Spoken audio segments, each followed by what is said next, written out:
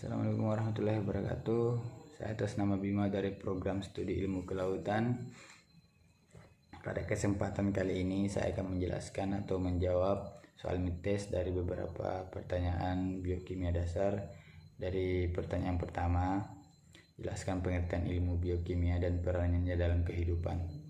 Jadi biokimia itu berasal dari dua suku kata antara bios dan kemis. Bios yang berarti hidup dan kemis yang berarti kimia. Jadi secara umum biokimia dapat diartikan sebagai ilmu yang mempelajari tentang makhluk hidup, baik itu struktur, fungsi, sifat dan reaksi kimia yang terjadi di dalam tubuh makhluk hidup. Peranan biokimia dalam kehidupan yaitu mampu mempelajari bagaimana jutaan biomolekul yang menyusun makhluk hidup saling berinteraksi melangsungkan proses kehidupannya, dan kemampuan makhluk hidup mengubah energi, melakukan kerja, mengkatalis transformasi kimiawi, menyusun molekul yang kompleks dan submolekul dari molekul sederhana, dan menyimpan serta menurunkan sifat-sifat genetik kepada generasi selanjutnya. Soal yang kedua yaitu jelaskan pengertian air dalam lingkup biokimia. Jelaskan pengertian air dalam lingkup biokimia.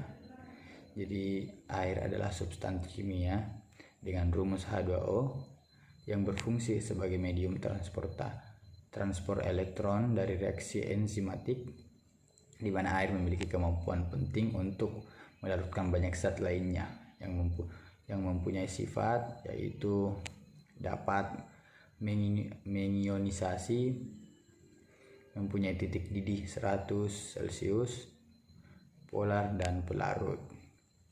Pertanyaan yang ketiga yaitu jelaskan pengertian metabolisme, anabolisme, katabolisme, dan berikan contoh masing-masing. Jadi yang pertama adalah metabolisme, yaitu rangkaian proses kimiawi yang terjadi dalam sel tubuh untuk mengubah zat gizi menjadi energi. Contoh dari metabolisme yaitu metabolisme karbohidrat, metabolisme protein, dan metabolisme lemak. Yang kedua adalah katabolisme. Katabolisme yaitu penguraian zat kompleks menjadi zat yang lebih sederhana. Contoh dari katabolisme yaitu yang berkaitan dengan respirasi sel, dan contoh lainnya yaitu salah satunya pemecahan karbohidrat seperti nasi, umbi-umbian, dan sejenis yang termasuk ke dalam tubuh manusia. Jadi yang ketiga adalah anabolisme. Jadi anabolisme yaitu pembentukan zat kompleks dari zat yang lebih sederhana. Contohnya yaitu fotosintesis yang dilakukan oleh tanaman, di mana energi dari sinar matahari digunakan untuk mengubah karbon dioksida dan air menjadi molekul zat gula atau glukosa yang dibutuhkan untuk pertumbuhan. Pertanyaan yang keempat, jelaskan pengertian asam amino esensial dan non esensial, asam amino non polar, alpha-lifatik, asam amino polar netral, asam amino bermuatan negatif, asam amino bermuatan positif, dan asam amino aromatik. Jadi yang pertama, asam amino adalah monomer penyusun protein yang berupa senyawa dengan gugus karboksil dan gugus anima.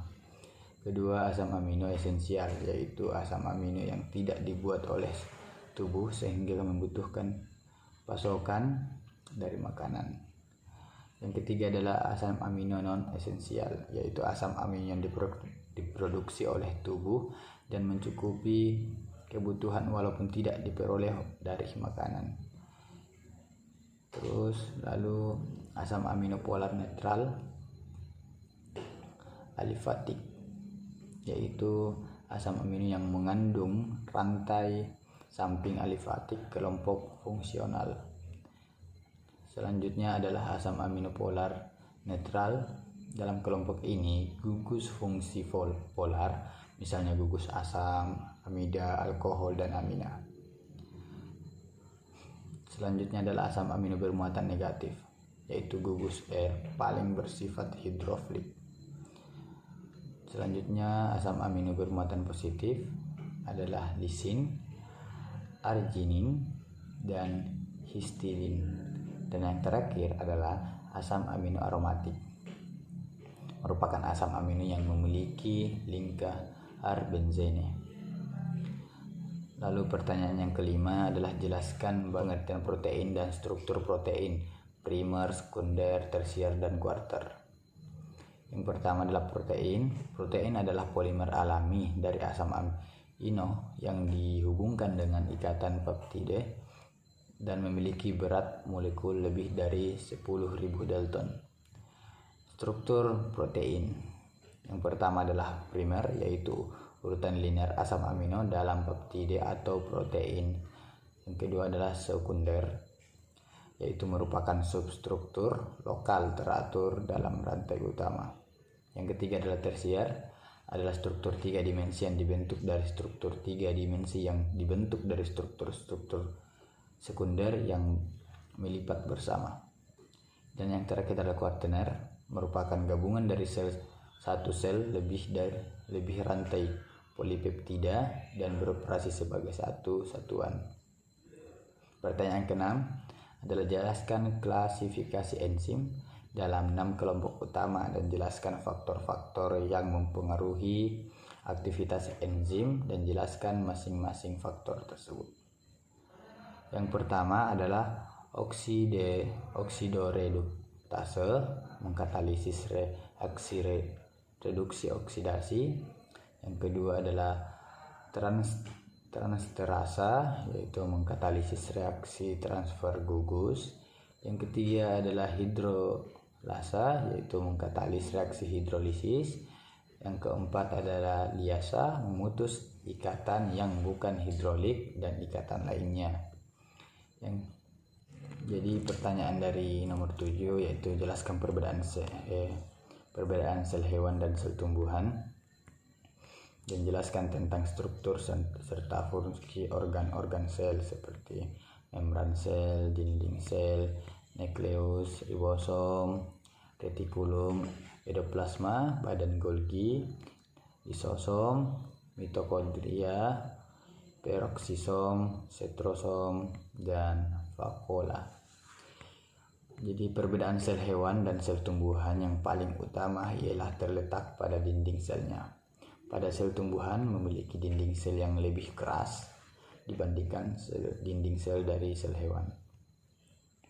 Struktur dan fungsi organ-organ sel. Yang pertama adalah membran sel.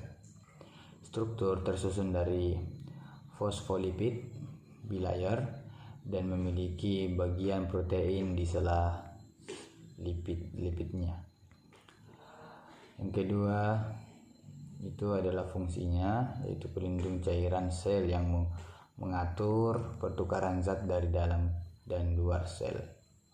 Yang kedua adalah dinding sel, umumnya tersusun dari selulosa, hemiselulosa, dan glikoprotein, dan struktur dinding sel tumbuhan bervariasi tiap spesiesnya.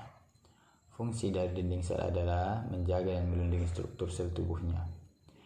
Yang ketiga adalah nukleus, yaitu memiliki struktur dibatasi oleh 2 lapis membran inti yang terdapat pori-pori inti. Berfungsi untuk mengatur seluruh aktivitas seluler dan tempat terjadinya replika dan stripsi DNA. Yang kelima adalah ribosom dengan struktur yang menyusunnya berupa protein 35% dan RNA 65%, terdiri dari subunit besar dan kecil, berfungsi mensintetis protein dalam proses translasi. Retikulum endoplasma memiliki struktur tersusun dari jaring-jaring dan kantong membran. Dalam sitoplasma terdapat RE kasar dan halus, berfungsi sebagai tempat pelipatan produk protein yang dihasilkan oleh ribosom. Selanjutnya adalah badan Golgi, memiliki struktur tersusun dari membran yang berupa lipatan kantong pipih yang berada dalam sitoplasma, berhubungan langsung dengan retikulum endoplasma, berfungsi sebagai tempat pembentukan glikoprotein dan pemrosesan protein pasca translasi. Selanjutnya ada lisosom dengan struktur berupa gelembung yang dibentuk oleh retikulum endoplasma dan ditransfer ke badan Golgi serta memiliki membran lipid bilayer. Selanjutnya adalah mitokondria dengan struktur membentuk granula memanjang dengan membran tipis berupa lipoprotein, berfungsi sebagai penghasil energi berupa ATP. Lalu proksisom dengan struktur organel berbentuk bulat, tidak beraturan dan kasar, yang dilapisi membran lipid bilayer, berfungsi menghilangkan hidrogen dari suatu molekul yang menghasilkan hidrogen peroksida. Lalu setrosom dengan struktur dekat dengan nukleus dan biasanya merupakan pusat pengendalian mikrotubula. Yang terakhir adalah vakuola. Strukturnya yaitu organel yang diselimuti membran tipis dan terdapat dua jenis, yaitu vakuola makanan dan kontraktil. Fungsi dari vakuola adalah memecah makromolekul dan tempat penyimpanan senyawa penting. Lalu nomor 8 yaitu berikan gambaran umum metabolisme protein dan jelaskan proses transaminasi dan deaminasi. Jadi jawabannya adalah protein dalam makanan akan mengalami proses pencernaan hingga akhirnya berbentuk asam amino yang akan diserap usus. Asam amino ini akan dibawa melalui peredaran darah menuju ke hati untuk mengalami proses metabolisme, yaitu katabolisme asam amino yang terjadi melalui transminase dan deiminasi. Produknya nanti berupa amino yang kerangka karbon. Jika masih dibutuhkan, amonia ini akan digunakan untuk membentuk asam amino yang baru. Namun jika tidak, maka akan dikeluarkan dalam bentuk urea atau urin. Proses ini terjadi dalam siklus urea. Sementara itu, kerangka karbon yang diperoleh akan masuk ke dalam siklus asam sitrat dan dapat digunakan untuk membentuk energi. Yang 9 adalah jelaskan proses siklus urea. Jadi NH4+ yang akan dihasilkan pada deaminasi akan diubah menjadi karbomil fosfat yang mengikuti siklus urea hingga berbentuk urea yang siap dikeluarkan pada urin. Dan yang terakhir adalah nomor 10, yaitu jelaskan tentang sintetis asam amino dan jelaskan tentang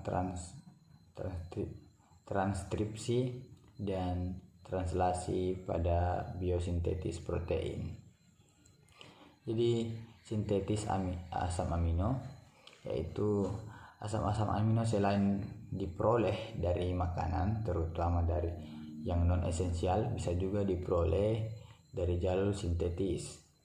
Senyawa-senyawa antara baik itu pada glikolisi